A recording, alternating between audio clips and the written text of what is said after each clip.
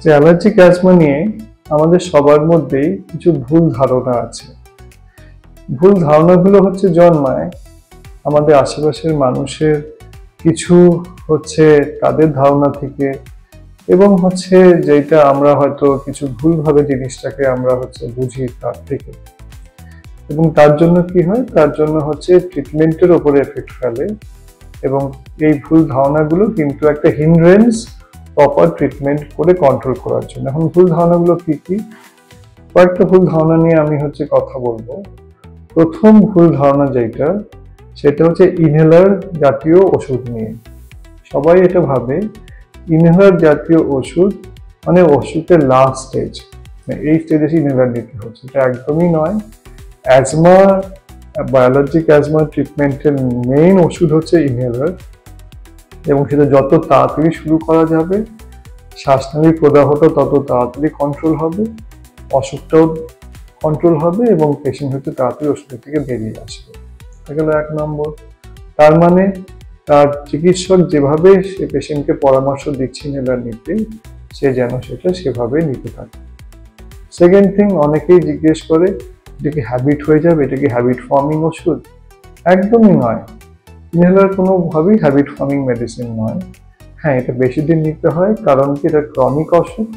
Chronic অসুখকে সারাতে ওষুধ অনেক দিন নিতে হয়। তাহলে এটা কোনো হ্যাবিট ফর্ম করে না, এটা উপরে ডিপেন্ডেন্স হয়ে যায় না।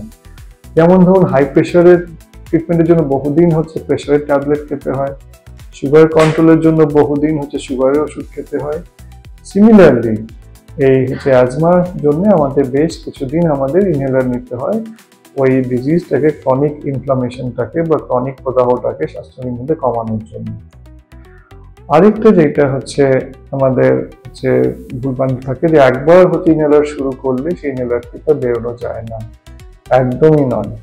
যত ভালোভাবে ডিজিজ কন্ট্রোল হবে, একটা সময় এসে দেখা যায় সেই ওষুধের প্রয়োজন হচ্ছে না, এবং ওষুধ ছাড়াই পেশেন্ট ভালোভাবে থাকতে পারছে। কিন্তু সেই সময়টা পেশেন্ট নিজে নির্ধারণ করবে না, সেটা তার চিকিৎসকই নির্ধারণ করবে কোন সময় তারা ওষুধ লাগবে না, এবং কোন সময় সে ওষুধ ছাড়া, রেগুলারলি ওষুধ ছাড়া সে নর্মাল লাইফ লিড করতে পারবে।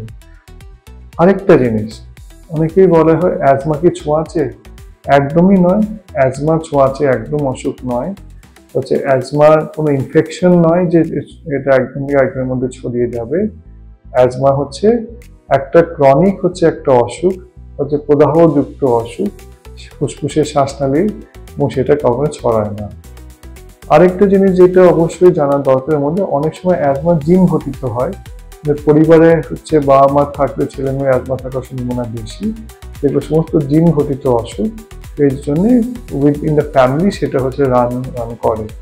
তো এই কিছু ভুলভ্রান্তি যেগুলো আমাদের সবার মনে থাকে, সেইগুলো নিশ্চয়ই আমাদের থেকে বেরিয়ে আসা উচিত। এবং আমার মনে হয় এই কটা কথা যদি আমরা মাথায় রাখি, তাহলে সেটা আমাদের অনেকটা হেল্প করবে আমাদের সুন্দরভাবে অ্যাজমা ট্রিটমেন্টটা নেওয়া, ডিজিজটাকে কন্ট্রোল করার রাস্তায়।